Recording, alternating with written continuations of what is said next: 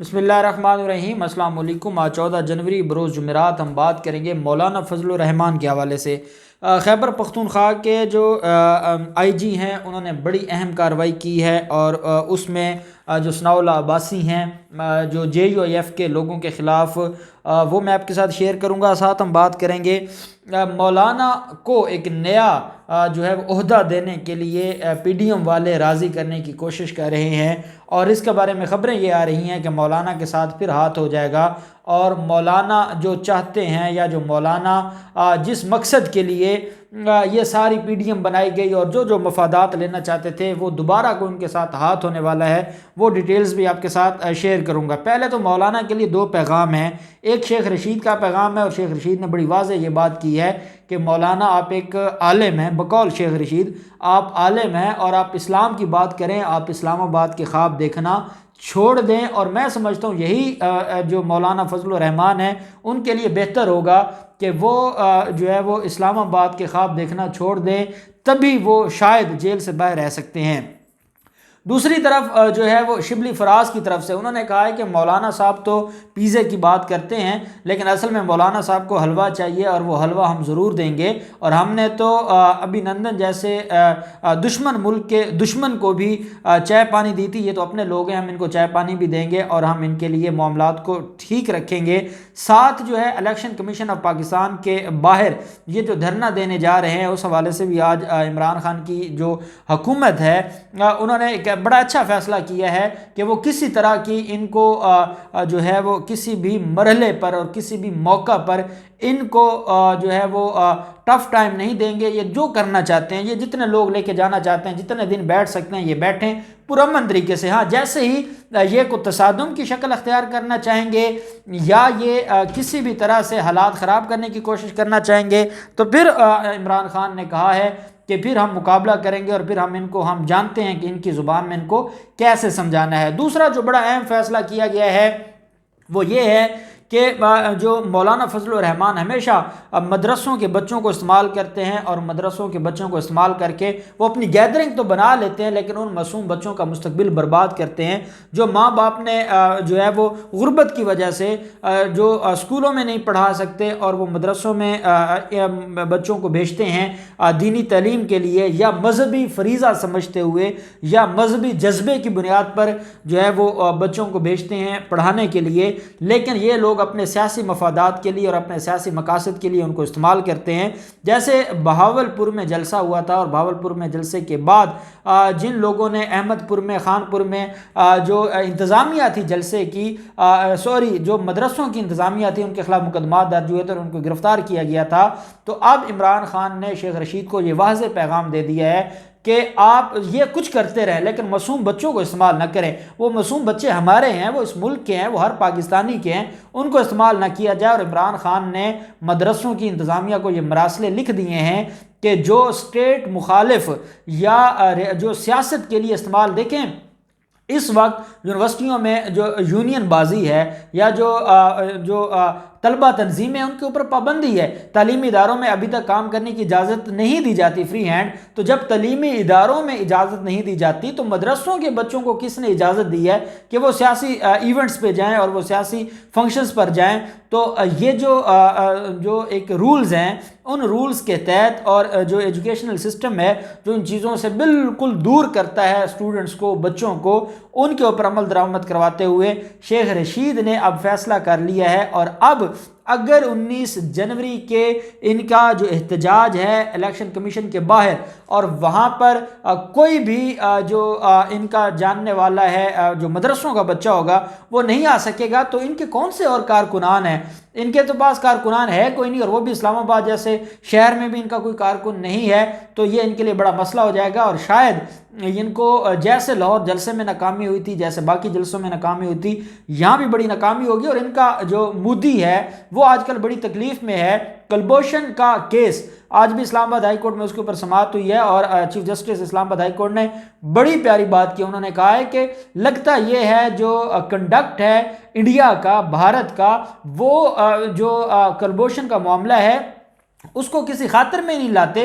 वो कलभूषण मरे जिए उनको कोई कंसर्न नहीं है। और ये बात मैंने आपको पहले बताई थी کہ بھارت یہ چاہتا ہے کہ وہ ہمارا ایجنٹ تھا، اب وہ پکڑا گیا ہے تو وہ جلد از جلد اس کو پھانسی لگا دی جائے تاکہ یہ معاملہ وائنڈ اپ ہو، اور ہم دنیا کے سامنے جو ذلیل ہوتے ہیں ہر تاریخ پر جب وزارت خارجہ کی طرف سے بیان آتا ہے، پریس کانفرنس ہوتی ہے، عدالت میں کارروائی ہوتی ہے، وہ معاملہ دوبارہ سے سامنے آ جاتا ہے تو بھارت کو بڑی تکلیف ہے۔ اور آج دوبارہ چیف جسٹس نے جو پاکستان کے جو حکام ہیں ان کو کہا ہے کہ بھارت سے رابطہ کریں اور ان کو آخری بار 5واں نوٹس جاری کریں، اور پھر اس کے بعد ہم کیس کو دیکھیں گے تاکہ اسلام آباد ہائی کورٹ کا فیصلہ قانون کے مطابق آ جائے۔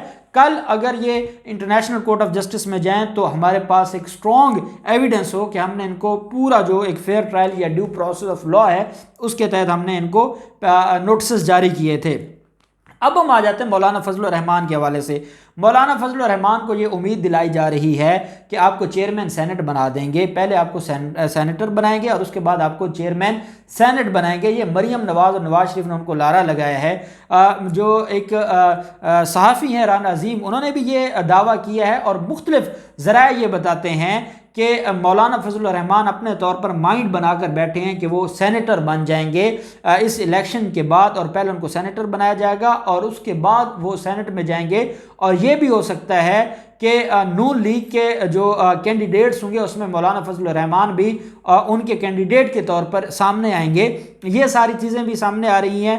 ساتھ مریم نواز نے بلاول سے رابطہ کیا اور مریم نواز چاہتی ہیں کہ پی ڈی ایم کی طرف سے، اور پی ڈی ایم کا جو پلیٹ فارم ہے اس سے الگ الگ جماعت کی بنیاد پر لوگوں کا نام سامنے نہ آئے یا جو کینڈیڈیٹس ہیں وہ سامنے نہ آئیں، بلکہ ہم جو ہے وہ پی ڈی ایم کے پلیٹ فارم پر ہم 10 15 20 کینڈیڈیٹس جو دینے ہیں وہ پی ڈی ایم کی پلیٹ فارم سے ہوں، وہ الگ الگ جماعت سے نہ ہوں، اور پوری پی ڈی ایم کی جماعتیں اپنا سارا کچھ دو پر لگا دیں، اپنے جو خزانے ہیں ان کا منہ کھول دیں اور پیسے لگائیں، کچھ کریں، اور کسی طریقے سے ہم سینٹ الیکشن کو اپنے حق میں کروا لیں۔ اور پھر آگے مولانا فضل الرحمان کو یہ لارا لگایا گیا ہے کہ آپ کو چیئرمین سینٹ بنا دیں گے۔ کہنے والے یہ کہتے ہیں کہ مولانا کے ساتھ پھر ہاتھ ہونے والا ہے۔ جو پہلے دھرنے میں مولانا فضل الرحمان کے ساتھ ہاتھ ہوا وہ اکیلے بیٹھے رہے، کوئی جماعت نہ آئی۔ مولانا فضل الرحمان کو صدر بنانا تھا، نون لیگ کے اپنے لوگوں نے مولانا فضل الرحمان کے حق میں ووٹ نہ کیا۔ مختلف جو ایونٹس گزرے ہیں یا مختلف جو ایسے معاملے آئے ہیں یا مختلف ایسے جو ایشوز آتے رہے ہیں، ہمیشہ مولانا فضل الرحمان کو منہ کی کھانی پڑی ہے۔ اور اب بھی مولانا فضل الرحمان تیار ہو جائیں کہ اگر ان کو چیئرمین سینٹ کی بات کی جا رہی ہے تو یہ دیوانے کا خواب تو ہو سکتا ہے۔ مولانا فضل الرحمان وہی بات ہے، وہ اسلام کی بات کریں، اسلام آباد میں ان کا کچھ نہیں پڑا اور ان کا کوئی حق نہیں ہے اسلام آباد میں آئیں اور وہ اسلام آباد میں جو ہے وہ چیئرمین سینٹ بن کر بیٹھ جائیں۔ خیر، مولانا کی خواہش ہے اور خواہش رکھنا میرے خیال میں ان کا حق ہے، بطور پاکستانی وہ خواہش رکھ سکتے ہیں کہ پاکستان کے پاکستانی ہونے کے ناطے وہ چیئرمین سینٹ بن جائیں گے۔ دوسری طرف جو آئی جی خیبر پختونخوا ہے، انہوں نے جو کرک جو مندر واقعہ ہے اور جس طرح سے مندر پر حملہ کیا گیا اس میں 12 پولیس والوں کو آج ٹرمینیٹ کر دیا ہے نوکری سے، اور ان لوگوں کو سہولت کار گردانا گیا ہے جمعیت علماء اسلام فضل الرحمان کا۔ یہ وہ لوگ ہیں، اس میں اس علاقے کے ایس ایچ او ہیں، اے ایس آئی ہیں اور باقی کانسٹیبلز ہیں جو اس وقت ڈیوٹی پر تھے۔ جو جمعیت علماء اسلام فضل الرحمان کا احتجاج اور اجتماع چل رہا تھا اس میں یہ ڈیوٹی پر تھے اور ان کی سیکیورٹی کی ذمہ داری تھی۔ ان لوگوں نے ان کو فیسیلیٹیٹ کیا ہے، جو لوگ مندر پر حملہ کر رہے ہیں ان کو روکا نہیں، ان کے سامنے نہیں ہے، باقی پولیس کو نہیں بلایا، پولیس نفری کو نہیں بلایا، یہ کھڑے ہو کر تماشا دیکھتے رہے، یہ ان کو فیسیلیٹیٹ کرتے رہے، اور وہ ایسا ایک واقعہ ہوا جس سے پوری دنیا میں پاکستانیوں کو شرمندگی اٹھانی پڑی، اور جو ہے وہ بھارت جیسا عوام دشمن ملک یہ کہنے لگ گیا کہ پاکستان میں اقلیتوں کے حقوق اور اقلیتوں کی جو عبادت گاہیں ہیں وہ محفوظ نہیں ہیں۔ اب جو معاملہ ہے وہ بڑا ہی کلیئر ہو گیا ہے۔